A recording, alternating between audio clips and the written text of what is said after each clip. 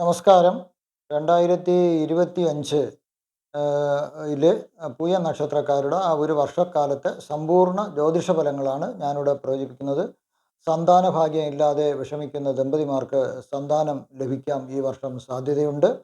അതുപോലെ ആജ്ഞാപിക്കാൻ അധികാരമുള്ള സ്ഥാപനങ്ങളിൽ ജോലി കിട്ടുവാനുള്ള സാധ്യത ചില പൂയ നക്ഷത്രക്കാർക്ക് കാണുന്നു. സർക്കാരിൽ നിന്ന് ബഹുമതി ലഭിക്കാനുള്ള സാധ്യതയും സർക്കാരിൻ്റെ ആദരവ് ലഭിക്കാനുള്ള സാധ്യതയും കാണുന്നു.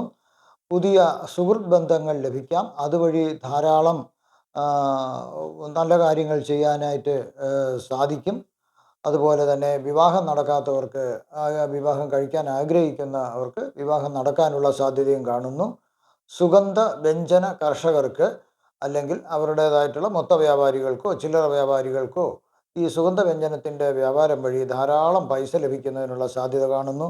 ഖനന മേഖലയിൽ ജോലി ചെയ്യുന്ന ആൾക്കാർക്ക്, അതായത് ധാതുക്കൾ ഖനനം ചെയ്തെടുക്കുന്ന ആൾക്കാർക്ക് അതുവഴിയും ധാരാളം ലാഭങ്ങൾ ഉണ്ടാവാൻ സാധിക്കുന്നു. അസുഖങ്ങളാൽ ബുദ്ധിമുട്ടുന്ന പൂയ നക്ഷത്രക്കാർക്ക് ആ അസുഖങ്ങളെല്ലാം മാറി ഈ വർഷം പൂർണ്ണ സുഖം കിട്ടാനായിട്ട് സാധ്യത കാണുന്നു. പിന്നെ സർക്കാരിൽ നിന്നോ മറ്റു സ്ഥാപനങ്ങളിൽ നിന്നോ ലഭിക്കേണ്ടതായിരുന്ന തുക ഈ വർഷം ലഭിക്കും. അതായത് സർക്കാർ ജീവനക്കാർക്കോ അല്ലാത്ത ജീവനക്കാർക്കോ ലഭിക്കേണ്ടിരുന്ന തുക തീർച്ചയായിട്ടും ഒരു 4-5 മാസത്തിനുള്ളിൽ ലഭിക്കുന്നതാണ്. സർക്കാർ ജോലിക്ക് കാത്തിരിക്കുന്നവർക്കും സർക്കാർ ജോലി ഈ വർഷം ലഭിക്കാനുള്ള സാധ്യത കാണുന്നു. കരാർ ജോലിക്കാരുടെ ദിവസവേതനങ്ങളും പരിഷ്കരിച്ച് കുറച്ച് കൂട്ടി തരാനുള്ള സാധ്യതയും ഈ വർഷം കാണുന്നു. ധർമ്മം മുതലായ, അതായത് ദാനം, ധർമ്മം മുതലായ പുണ്യകർമ്മങ്ങൾക്ക് നല്ല പ്രതിഫലം, അതായത് തീർച്ചയായിട്ടും ഗുണഫലങ്ങൾ ലഭിക്കാനുള്ള സാധ്യത കാണുന്നു. ഇനി തനിക്ക് ജോലി നൽകി ശമ്പളം നൽകുന്ന ഉടമസ്ഥൻ കുറേ കാലം ഈ സ്ഥാപനത്തിൽ നിന്ന് വിട്ട് വിദേശയാത്രയൊക്കെ ചെയ്യുന്നതിനാൽ ആ സ്ഥാപനത്തിൻ്റെ നടത്തിപ്പ് അവകാശം ഇതിൽ ചില പൂയ നക്ഷത്രക്കാർക്ക് ലഭിക്കാനുള്ള സാധ്യത കാണുന്നു. ഉപകാരസ്മരണയുള്ള പൂയ നക്ഷത്രക്കാർക്ക് പല രീതിയിലും ഗുണങ്ങൾ ലഭിക്കുവാനുള്ള സാധ്യത കാണുന്നു. ചിരകാലമായി ആഗ്രഹിക്കുന്ന വീടിന് വേണ്ടുന്ന ഉപകരണങ്ങൾ വാങ്ങിക്കാനായിട്ടും സാധിക്കുന്നു. അതുപോലെ സൈന്യത്തിൽ ജോലി നോക്കുന്നവർക്ക് കൂടുതൽ ഉത്തരവാദിത്വമുള്ള ജോലികൾ ലഭിച്ചേക്കാം. അതുവഴിയും അവർക്ക് ധനനേട്ടമുണ്ടാകാൻ സാധ്യത കാണുന്നു. ഇനി പ്രത്യേക മത്സര പരീക്ഷകൾ എഴുതുവാൻ വേണ്ടി പഠിക്കുന്ന വിദ്യാർത്ഥികൾക്ക് വളരെ ശ്രദ്ധ കേന്ദ്രീകരിച്ചാൽ പഠിത്തത്തിൽ ഉയർന്ന വിജയം കരസ്ഥമാക്കാനും അതുവഴി അവർക്ക് ഇഷ്ട വിഷയങ്ങളിൽ പ്രവേശനം നേടുവാനും സാധിക്കുന്നു. ഒന്ന് ശ്രദ്ധിച്ചു കഴിഞ്ഞാൽ ഞാനീ പറയാൻ പോകുന്ന മോശഫലങ്ങളെ സ്വയം ഒഴിവാക്കാവുന്നതേ ഉള്ളൂ. സേന അംഗങ്ങൾ, അത് ഫയർഫോഴ്സിലൊക്കെ ജോലി ചെയ്യുന്നവർ വളരെ ശ്രദ്ധിക്കേണ്ട ഒരു സമയമാണ്. അവർ വളരെയധികം ശ്രദ്ധിക്കണം. വിശേഷിച്ചും ജനുവരി ഫെബ്രുവരി മാസങ്ങൾ അവർ ശ്രദ്ധിക്കണം. ആരെങ്കിലും വാക്ക് തർക്കം വന്നാൽ അത് അടിപിടിയിൽ കലാശിക്കുന്നതിനാൽ അത് ഒഴിവാക്കാൻ വളരെയധികം ശ്രദ്ധിക്കുക. അല്ലെങ്കിൽ ദേഹോദ്രവം ഏൽക്കാനുള്ള സാധ്യത കാണുന്നു. അധികാരികളോട് വഴക്കിന് പോകരുത്. പോയാൽ പല രീതിയിലുള്ള ബുദ്ധിമുട്ടുകളും ദോഷങ്ങളും വന്നേക്കാം. ശത്രു മനോഭാവം നല്ലതല്ല, അത് ഒഴിവാക്കുക. പല രീതിയിലുള്ള മനപ്രയാസങ്ങളും വരുവാനുള്ള സാധ്യതയുണ്ട്. അതിനാൽ മനസ്സ് നിയന്ത്രിക്കാൻ ശ്രമിക്കുക.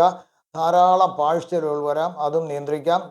സ്ത്രീ ജനങ്ങൾ സൂക്ഷിച്ചില്ലെങ്കിൽ ചാരിത്രഭംഗവും ആണുങ്ങൾക്ക് മാനഹാനിയും വരാനുള്ള സാധ്യത ധാരാളമായി കാണുന്നു. അത് ശ്രദ്ധിക്കുക. ബന്ധനം വന്നേക്കാം, അതും ശ്രദ്ധിക്കുക. വാതരോഗം വരുവാനുള്ള സാധ്യത കാണുന്നു. ധാരാളം വാതരോഗങ്ങളുണ്ട്. എന്തെങ്കിലും ബുദ്ധിമുട്ട് അങ്ങനെ തോന്നുന്നുവെങ്കിൽ വൈദ്യസഹായം തേടേണ്ടത് ആവശ്യമാണ്.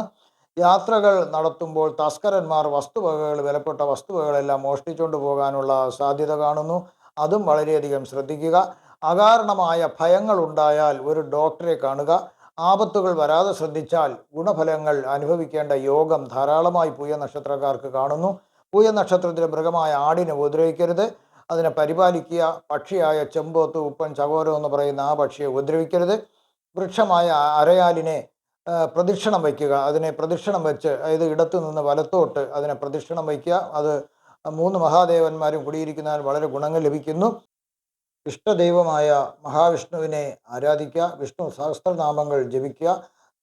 ശാസ്താഭജനവും വളരെ നല്ലതാകുന്നു. നിങ്ങൾക്ക് എല്ലാവിധ ആയുസ്, ആരോഗ്യ, സൗഭാഗ്യങ്ങളും അഷ്ടൈശ്വര്യങ്ങളും ഈ പുതുവർഷത്തോളം മുഴുവനും നിങ്ങൾക്ക് ദൈവം നൽകുമാറാകട്ടെ എന്ന് ഞാൻ ഭഗവാനോട് പ്രാർത്ഥിക്കുന്നു. ഇവിടെ പ്രവചിച്ചത് സാമാന്യ ഫലങ്ങൾ മാത്രമാണ്. 100% കൃത്യതയുള്ള ഫലങ്ങൾക്ക് ജ്യോതിഷ പരിശോധന ആവശ്യമായി വരുന്നു.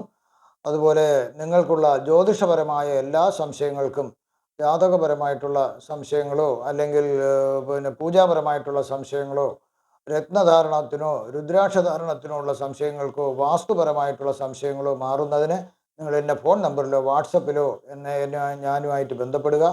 എനിക്കറിയാവുന്ന രീതിയിൽ നിങ്ങൾക്ക് ഞാൻ ഉത്തരം നൽകുന്നതാണ്. നന്ദി, നമസ്കാരം.